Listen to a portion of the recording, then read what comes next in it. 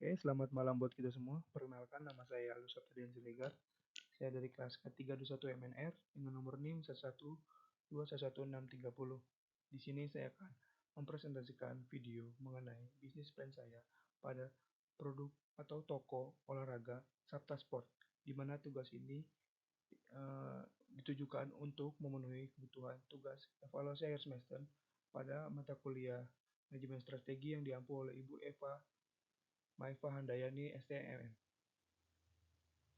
Berikut penjelasannya. Oke, sebagai awal saya akan menjelaskan latar belakang terbentuknya bisnis toko olahraga saya yaitu Sabta Sport. Untuk nama sendiri, Sabta Sport diambil dari nama tengah saya yaitu Sabta.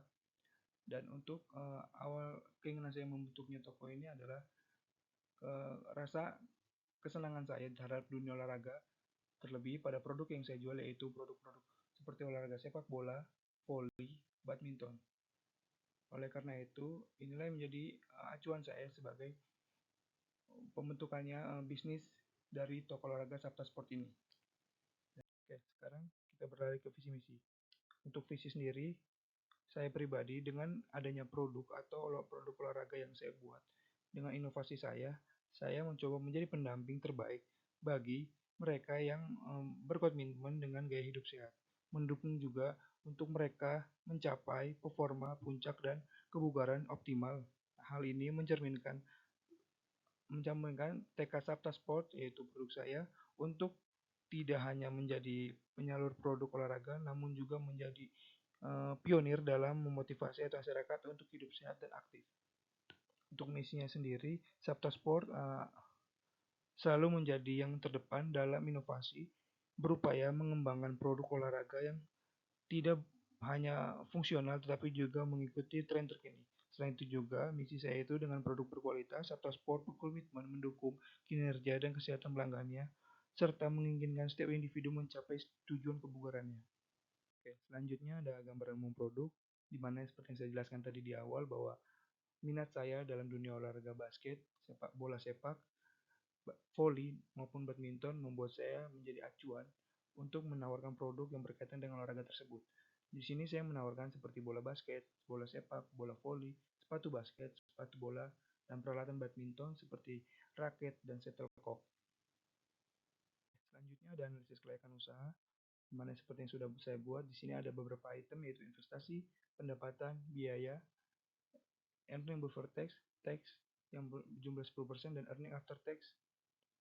Untuk investasi sendiri saya menaruh nilai sini adalah 61.750.000, serta di pendapatan di tahun pertama ada total 288 juta, di tahun kedua ada 864 juta, di tahun ketiga ada 1.440.000.000 yang nanti rinciannya akan dijelaskan di slide selanjutnya. Dan juga ada biaya tetap di tahun pertama 221.400.000, di tahun kedua angka 232.470.000, tahun ketiga di angka 244.093.500. Dan untuk biaya tidak tetap sendiri, tahun pertama 60 juta, di tahun kedua 70 juta, di tahun ketiga 78.500. Untuk total biaya dari biaya tetap dan biaya tidak tetap, di tahun pertama itu 283.400.000, di tahun kedua 302.470.000, dan tahun ketiga 322.593.500. Untuk earning before tax sendiri yaitu 4.600.000, di tahun kedua 5.601.530, dan di tahun ketiga 1.117.406.500. Untuk teknis 10% itu di tahun pertama 460.000, di tahun kedua 56.153.000, di tahun ketiga 111.740.650 rupiah, dan untuk earning after tax-nya itu 4.140.000, di tahun kedua ada 505.377.000, dan di tahun ketiga 1.005.665.850 rupiah.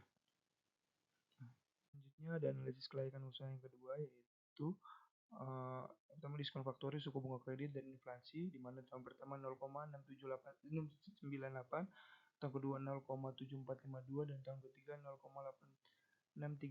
Selanjutnya ada proses atau EA, di mana tahun pertama 4.140.000, di tahun kedua 505.377.000, dan di tahun ketiga ada 1.005.665.850 rupiah dengan total PP proses yaitu tahun pertama 2.814.372, rupiah, di tahun ketiga Rp376.606.940, dan di tahun ketiga Rp868.392.461, dan total PV-nya jadi Rp1.214.813.773, serta investasi yang di awal Rp61.750.000 dan NPV Rp1.186.063.773. Oke, selanjutnya itu ada peluang pasar di mana saya menjual tiga produk, yaitu sepatu olahraga dengan harga Rp350.000, raket badminton dengan harga Rp300.000, dan bola Rp150.000.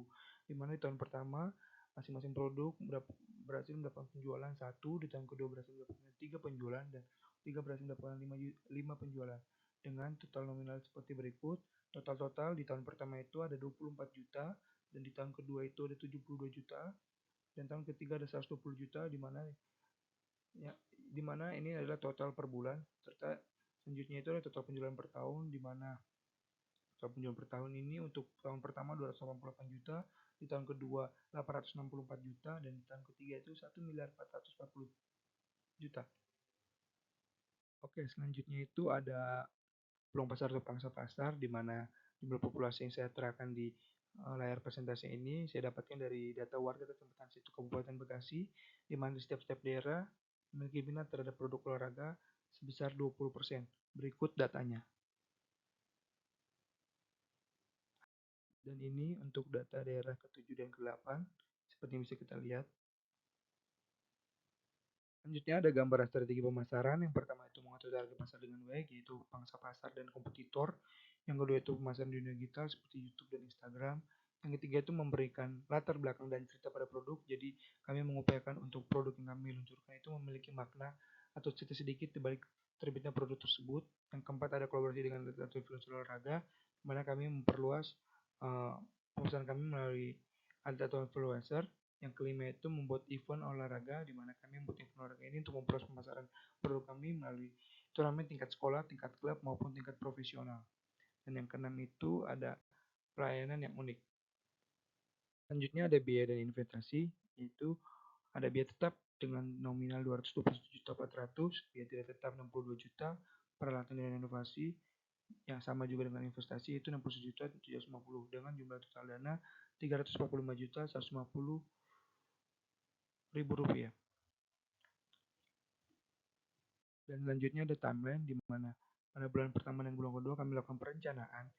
Pada bulan ketiga dan keempat kami melakukan persiapan pada produk, dan di bulan kelima kami membuat proposal, dan di bulan ke-6 dan bulan ke-10 itu pembuatan produk, dan terakhir pada bulan 11-12 itu peluncuran produk. Selanjutnya ada lampiran justifikasi anggaran, yang itu masuk ke investasi yang sudah saya sebutkan di paling awal tadi, yaitu 67.750.000, dan ini adalah berikut rincian-rinciannya dari stok barang dan rentan hingga sampai tempat pembayaran. Bisa kita lihat bersama. Selanjutnya ada lampiran justifikasi anggaran, yaitu untuk pekerja, di mana saya memperhatikan 1 head production dan 3 kru, masing-masing head production memiliki gaji 6 juta dan kru memiliki gaji 2.500.000. Saya juga di sini melakukan memberikan sedikit biaya tambahan kepada mereka seperti THR dan bonus akhir tahun, dengan total gaji karyawan sebagai berikut, yaitu 195 juta. Selanjutnya ada lampiran justifikasi anggaran berikutnya, sama masih biaya tetap, di mana saya di sini mempergunakan listrik, internet, marketing, dan kebutuhan operasional. Dan untuk nominal sendiri bisa kita lihat bersama di layar. Nah, untuk biaya tetap yang selanjutnya ini mencapai total nominal yaitu 26.400.000. Dan nanti ini biaya tetap yang ini total ini akan dijumlah dengan biaya tetap sebelumnya, yaitu dengan gaji karyawan. Selanjutnya ada lampiran justifikasi anggaran yang kedua, yaitu biaya tidak tetap. Jadi biaya tetap ini berupa biaya perizinan merek, biaya turnamen olahraga, biaya sponsor olahraga, dan biaya konten promosi. Dan anggaran ini dapat dijumlahkan dalam per tahun. Jadi yang pertama itu di tahun pertama ada 60 juta, tahun kedua ada 70 juta, dan total tahun ketiga itu 78.500.000. Bisa kita lihat bersama untuk rinciannya. Selanjutnya ada harga produk. Untuk bola sendiri di harga 150.000, sepatu 350.000 dan peralatan badminton seperti raket dan shuttlecock itu 300.000. Oke, mungkin itu saja yang bisa saya sampaikan mengenai bisnis plan saya. Untuk kurang lebihnya mohon maaf dan terima kasih atas perhatiannya. Selamat malam.